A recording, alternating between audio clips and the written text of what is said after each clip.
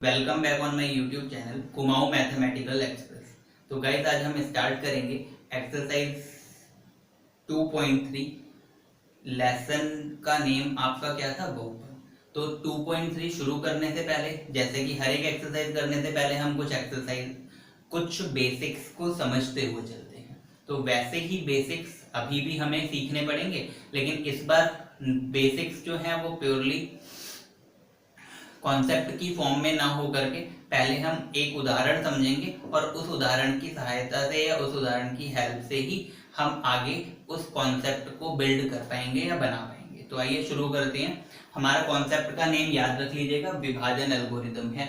लेकिन उससे पहले प्रश्न पर सीधे आ जाए। एनसीईआरटी में उदाहरण नंबर 6 लिखा है 2x² + 3x + 1 को x + 2 से भाग देना है। तो अब भाग देना आप शुरू करो।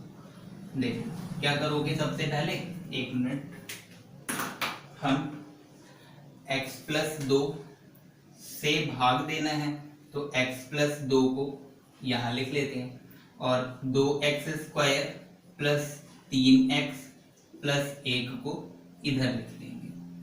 अब भाग देना स्टार्ट करें तो यहाँ पर संख्या क्या लिखी है, 2x²। यहाँ पर कितना लिखा है, x। तो अब कितनी बार जाएगा ये निकालने के लिए एक रफ वर्क कर लो आप। यहाँ 2x² लिखो जो पहला पद है, यहाँ पर बटे x लिख लो जो यहाँ पहला पद है।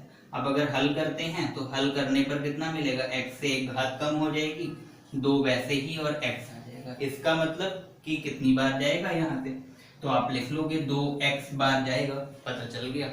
अब 2x को x से गुणा अगर करते हैं तो कितना आ जाएगा, 2x²।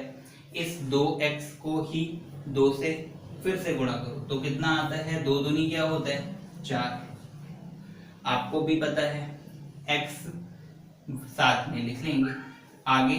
अब मेन कॉन्सेप्ट यहीं पर है। अगर देखेंगे कि चिन्ह कैसे हैं, तो चिन्ह यहाँ पर प्लस का लगा है तो यहाँ पर आप चिन्ह क्या लगाओगे, माइनस का। इधर प्लस का चिन्ह है तो यहाँ पर भी क्या लगेगा, माइनस का चिन्ह। इसका मतलब कि संख्या के साथ 2 के साथ अब कौन सा चिन्ह यूज होगा, माइनस का। 4 के साथ भी कौन सा चिन्ह यूज होगा, तो माइनस का।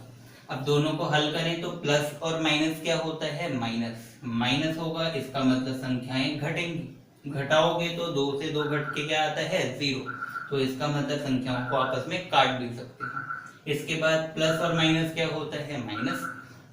तो 4 से 3 को घटाएं या 3 से 4 को घटाएं, क्या आएगा, 1। तो आप 1 लिख लो, कोई बात नहीं। साथ में x को भी लिखना पड़ेगा। बड़ी संख्या कौन सी, तो 4। 4 पर चिन्ह कौन सा, माइनस का, तो माइनस का चिन्ह लगाओगे। प्लस आगे की संख्या उतारते हैं तो यहाँ पर भी 1 उतार लेंगे प्लस का। इसके बाद अब कितनी बार जाएगा, तो यहाँ पर फिर से संख्या देखो क्या लिखी है, x। यहाँ पर भी क्या लिखा है, x। तो x से, अच्छा लेकिन x जो है वो क्या है, माइनस का 1x है, तो -x बटे x लिखो। काटोगे तो x एकम x, 1 आ गया। चिन्ह कौन सा, माइनस का, तो माइनस का लगाओगे। यहाँ पर आप क्या लिखोगे, -1। अब -1 को x से गुणा करो तो कितना आ जाएगा, -1x। -1 को 2 से गुणा करो कितना आएगा, माइनस का। तो आप क्या लिख पाओगे, प्लस, और यहाँ पर भी प्लस। तो माइनस और प्लस क्या होता है, माइनस मतलब घटेगा। 1 से 1 घटाओगे तो काट लेंगे। प्लस और प्लस क्या होता है, प्लस मतलब जुड़ेगा। तो 2 और 1 को जोड़ोगे तो कितना आएगा, 3। अब चिन्हों का भी ध्यान रखना है। तो बड़ी संख्या कौन सी है दोनों में से, तो 2 है, और 2 पर चिन्ह कौन सा है, प्लस का। तो इसलिए संख्या पर चिन्ह क्या आएगा, प्लस का 3। तो यहाँ से भागफल क्या मिला, 2x - 1। शेषफल कितना मिला है हमको, 3। तो यहाँ से लिख लेंगे, इसलिए भागफल बराबर इतना और शेषफल बराबर ये मान। अच्छा, इसके बाद हमने एक लेसन 1 में यूक्लिड विभाजन प्रमेय का पढ़ी हुई है। जिसने ना पढ़ी हो वो डिस्क्रिप्शन बॉक्स में जाकर के लिंक से पहले उस वीडियो को देख ले तो समझ में आ जाएगा कि यूक्लिड विभाजन प्रमेय का क्या होती है। मैं एक बार फिर से लिख देता हूँ। उसके आधार पर आप लिख सकते हो, भाज्य बराबर, क्या पढ़ रखा था, भाजक गुणा भागफल प्लस शेषफल, या इसी को हम बोले तो विभाजन एल्गोरिदम भी बोला था पिछले लेसन में। तो यहाँ पर भी नाम क्या है, विभाजन एल्गोरिदम।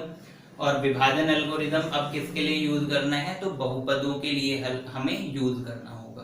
तो इसलिए जो विभाजन एल्गोरिदम भाज्य बराबर भाजक गुणा भागफल प्लस शेषफल मीन्स इस रूप में ही है।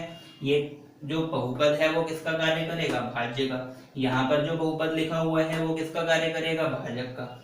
जो भागफल आता है वो यहाँ पर हम लिखेंगे और शेषफल जो है वो ये आ गया है आपका। तो यही जो विभाजन एल्गोरिदम या यूक्लिड विभाजन एल्गोरिदम थी वही जाकर के किसमें बदल गई, विभाजन एल्गोरिदम किसके लिए, बहुपदों के लिए। तो यहाँ पर आप क्या लिख सकते हो, भाज्य को px से प्रदर्शित कर लो, भाजक को gx से प्रदर्शित कर लें और भागफल को qx से प्रदर्शित कर लेते हैं और शेषफल कितना आ जाएगा, तो वो हम क्या लिख लेंगे, rx। तो यहाँ से जो ये सूत्र मिला यही बहुपदों के लिए विभाजन एल्गोरिदम को प्रदर्शित करता है और इसी पर आधारित क्वेश्चंस को हमें एक्सरसाइज में हल करना है। तो अब आगे स्टार्ट करेंगे आपकी एक्सरसाइज।